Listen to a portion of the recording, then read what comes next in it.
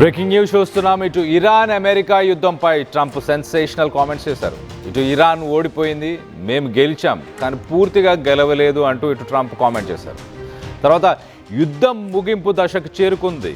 ఇటు ఖమేనీ కొడుకు ఒకవేళ తను ఓవర్గా రియాక్ట్ అయినా, ఓవర్ యాక్షన్ చేసిన యుద్ధం పెద్దది అవుతుంది. ఇటు ఖమేనీ కొడుకు రాగానే ఇటు చమురు ధరలు పెంచాడు. ఇలానే చమురు విషయంలో ఇబ్బందులు పెడితే యుద్ధం తారాస్థాయికి చేరుతుంది. ఇప్పటిదాకా ఇరాన్ పైన ఎంత దాడి చేశామో అంతకు 20 రెట్లు ఎక్కువగా దాడి చేస్తామంటూ ట్రంప్ సెన్సేషనల్ కామెంట్స్ చేశాడు.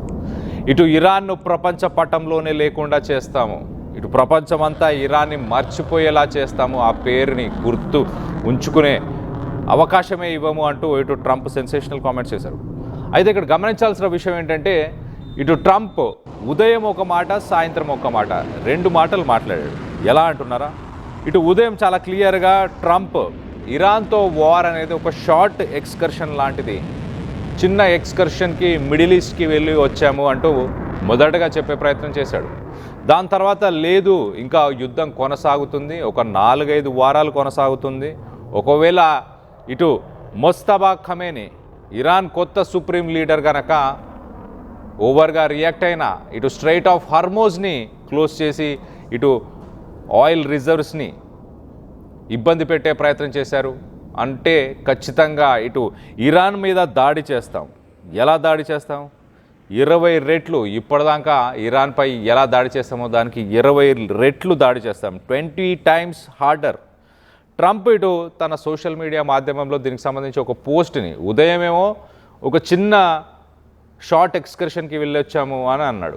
అంటే ఒక చిన్న యుద్ధం అయిపోయింది, ముగిసిపోయింది ఆల్మోస్ట్ అన్న విధంగా మాట్లాడాడు. సాయంత్రం అవ్వగానే ఇటు సోషల్ మీడియాలో మరొక పోస్ట్ పెట్టాడు. సాయంత్రం ఏమని పెట్టాడంటే, ఇటు if Iran does anything that stops the flow of oil with in the straight of Hormuz, ఈ స్ట్రైట్ ఆఫ్ హార్మోజ్ గుండా ఇటు ప్రపంచం మొత్తానికి ఏదైతే ఆయిల్ డిస్ట్రిబ్యూట్ అవుతుందో, 20% ఆయిల్ డిస్ట్రిబ్యూట్ అవుతుందో, ఆ ఆయిల్కి కనుక అంతరాయం ఇటు ఇరాన్ కలిగిస్తే కనుక America, United states of America 20 times harder, 20 రెట్లు ఇప్పటిదాకా ఇరాన్ మీద ఎలా అయితే మిసైల్స్తో స్ట్రైక్ చేస్తామో దానికి 20 రెట్లు స్ట్రైక్స్ చేస్తామంటూ ఆయన చెప్పుకొచ్చే ప్రయత్నం చేశాడు. అలాగే additionally we will take out easily destroyable targets that will make it virtually impossible for Iran to ever be built back as a nation.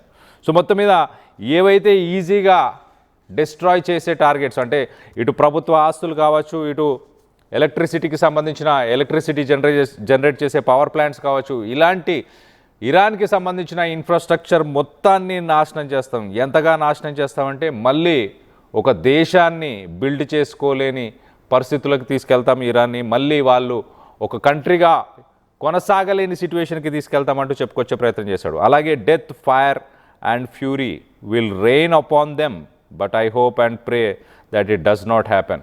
So చావుని, అలాగే మంటలని, అలాగే ఆక్రోశాన్ని వాళ్ళపైన చూపిస్తాం. ఎంతగా చూపిస్తామంటే వాళ్ళు ఇంకెప్పటికీ ఒక దేశంగా ఉండలేని పరిస్థితులను నెలకొల్తామంటూ చెప్పుకొచ్చే ప్రయత్నం చేశాడు. అలాగే but I hope and pray that it does not happen, నేను ప్రే చేస్తున్నాను అలాంటి ఒక సిచ్యువేషన్ రావద్దు అంటూ. అలాగే this is a gift from United states of America to China and all of those nations that heavily use the Hormuz Strait. Hopefully it is a gesture that will be greatly appreciated. So మొత్తం మీద United states of America నుంచి ఇది చైనాకి, అలాగే ఇతర దేశాలు ఏవైతే ఇటు గల్ఫ్ దేశాల నుంచి ఆయిల్ని వినియోగపరుచుకుంటున్నాయో వాళ్ళందరికీ కూడా ఒక గిఫ్ట్ ఇది. వాళ్ళందరూ నన్ను అప్రిషియేట్ చేస్తారు అని అనుకుంటున్నాను అంటూ మొత్తానికైతే సోషల్ మీడియా మాధ్యమంలో ఇటు ట్రంప్ పెట్టుకొచ్చాడు. ఇటు వార్ గురించి ట్రంప్ ఏం మాట్లాడాడో ఒక్కసారి ఇటు ట్రంప్ మాటల్లోనే ఒక్కసారి వినే ప్రయత్నం చేద్దాం. ఇటు లిటిల్ ఎక్స్కర్షన్, షార్ట్ ఎక్స్కర్షన్ అంటూ మాట్లాడాడు. దాని గురించి ఒక్కసారి చూసే ప్రయత్నం చేద్దాం. But everybody said the same thing. Make sure you win. We will. We've already won in many ways, but we haven't won enough. But everybody said the same thing. Make sure you win. We will. We've already won in many ways, but we haven't won enough. But everybody said the same thing. Make sure you win. We will. అందరూ make sure you should win. So మీరు గెలిచేలానే ప్రయత్నం చేయండి అని అంటే మేము already చాలా రకాలుగా గెలిచేసాం, ఇంకా కొంత మాత్రమే యుద్ధంలో మిగిలి ఉంది అని మొదటగా మాట్లాడాడు. దాని తర్వాత సాయంత్రానికి లేదు ఇంకా 4-5 వారాలు ఇంకా యుద్ధం కొనసాగే అవకాశం ఉంది. ఒకవేళ ముస్తఫా ఖమేనీ కనుక ఆయిల్ని వెళ్ళనివ్వకపోతే 20 రెట్లు ఇరాన్ పైన దాడి చేస్తామంటూ చెప్పుకొచ్చే ప్రయత్నం చేశాడు. ట్రంప్ చేసిన ఈ స్టేట్మెంట్స్ పైన ఇటు ఇరాన్ స్టేట్ మీడియా, అలాగే ఇరాన్కి సంబంధించిన ఒక స్పోక్స్ పర్సన్, రెవల్యూషనరీ గార్డ్కి సంబంధించిన ఒక స్పోక్స్ పర్సన్ అలీ మహమ్మద్ నైని, ఆయన చాలా క్లియర్గా వీటన్నిటిని ఆయన తోసిపుచ్చుతూ ఒక కామెంట్ చేశాడు. Iran will determine when the war ends.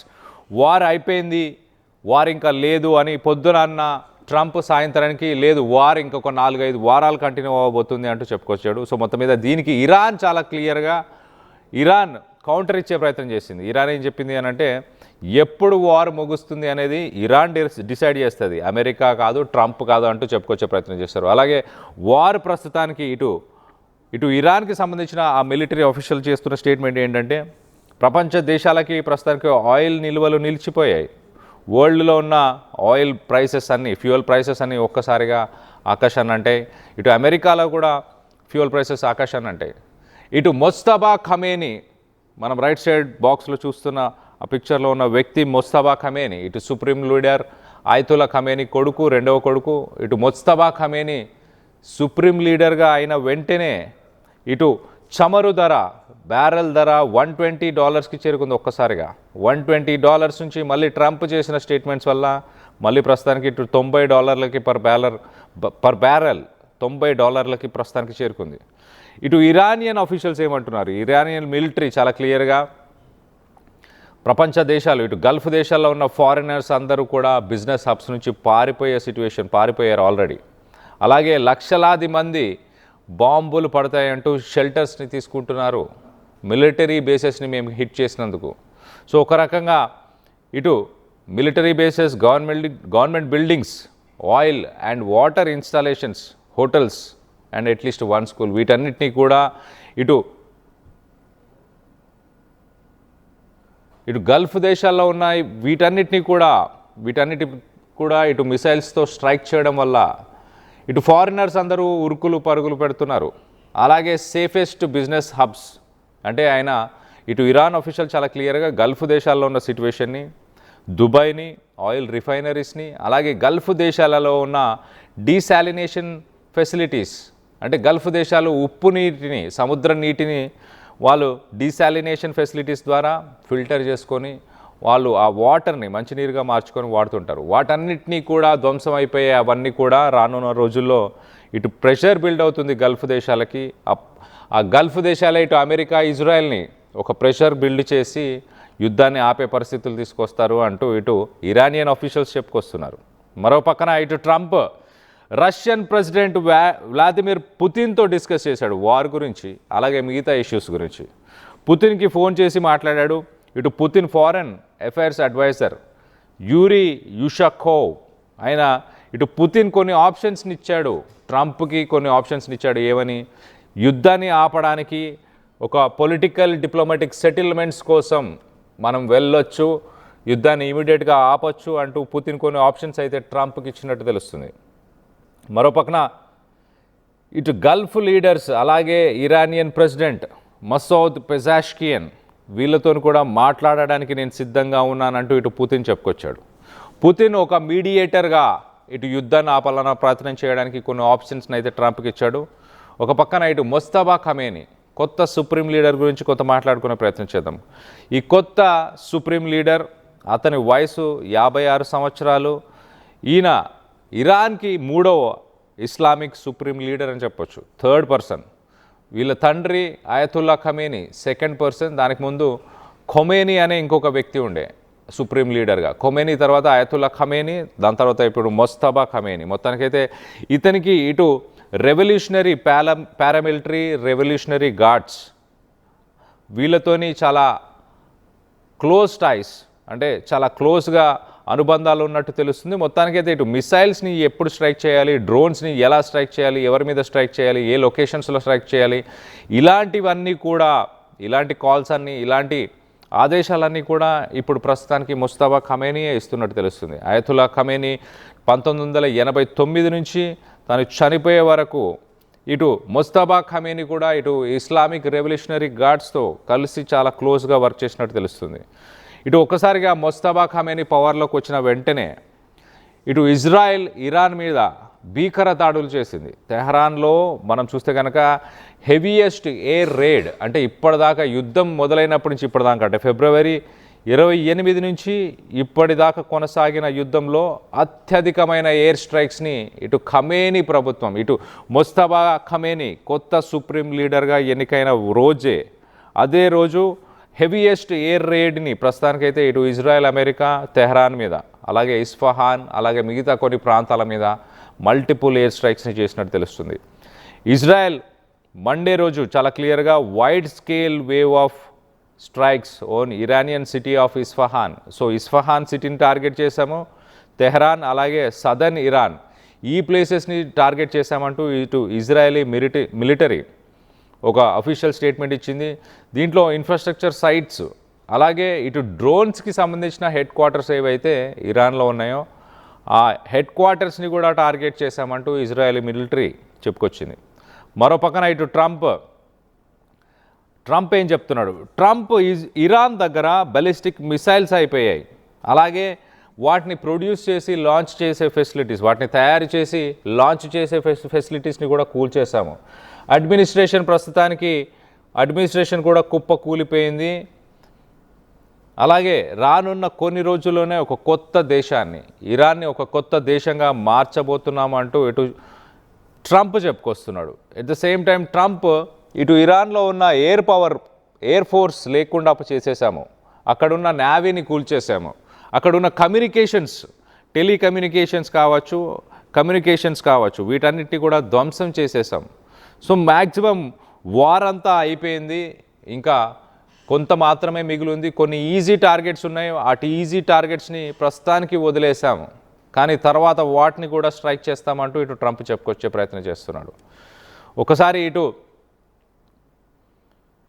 Mustafa ఖమేనీని ఎన్నుకున్న తర్వాత ఇటు ఇరాన్లో కొన్ని చోట్ల చాలామంది ప్రజలు ఇటు సెంట్రల్ స్క్వేర్, క్యాపిటల్లో ఉన్న సెంట్రల్ స్క్వేర్, అలాగే మిగతా లొకేషన్స్లో కూడా death to America, death to Israel, death to Trump అంటూ మొత్తానికి నినాదాలు ఇస్తూ, అలాగే కొత్తగా ఎలక్ట్ అయిన సుప్రీం లీడర్ ముస్తఫా ఖమేనీని పొగుడుతూ మొత్తానికైతే వీధుల్లోకి వచ్చి కొంత సెలబ్రేషన్స్ చేసుకునే ప్రయత్నం కూడా చేస్తున్నట్టు తెలుస్తుంది. ఇటు ట్రంప్ చాలా డిసప్పాయింట్ అయ్యాను నేను ముస్తఫా ఖమేనీని ఒక లీడర్గా వీళ్ళు సెలెక్ట్ చేసుకున్నందుకు.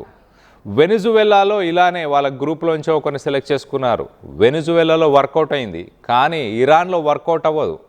ఇరాన్లో ఎవరు లీడర్గా ఉండాలో నేను డిసైడ్ చేస్తాను, నా మైండ్లో ఆల్రెడీ ఒక వ్యక్తి ఉన్నాడని ఇటు ట్రంప్ చెప్పుకొస్తున్నాడు. ట్రంప్ ఇప్పుడు ప్రస్తుతానికి సెలెక్ట్ అయిన సుప్రీం లీడర్ ముస్తఫా ఖమేనీ, ఆయన మీకు టార్గెటా అంటూ ఇటు అమెరికాకు సంబంధించిన మీడియా క్వశ్చన్ చేసింది. ఆయనని మీరు టార్గెట్ చేయబోతున్నారా? రానున్న రోజుల్లో ఆయనను కూడా చంపే అవకాశం ఉందా? ఒకసారి దీనికి సంబంధించి ఇజ్రాయెల్లో ఎలాంటి పరిస్థితి, ఇటు ఇరాన్లో కూడా ఎలాంటి పరిస్థితులు నెలకొన్నాయి, ఒకసారి వాటిని కూడా చూసే ప్రయత్నం చేద్దాం. అల్లాహు అక్బర్, అల్లాహు అక్బర్. దస్ట్ ఖుదా అయాన్ షుద్, ఖామెనెయి జవాన్ షుద్. عکسای بیاریم بالا. دست خدا عیان شد، خامنه ای جوان شد. الله اکبر، الله اکبر. خامنه ای رهبر، خامنه ای رهبر. دست خدا عیان شد، خامنه ای جوان شد. عکسای بیاریم بالا. دست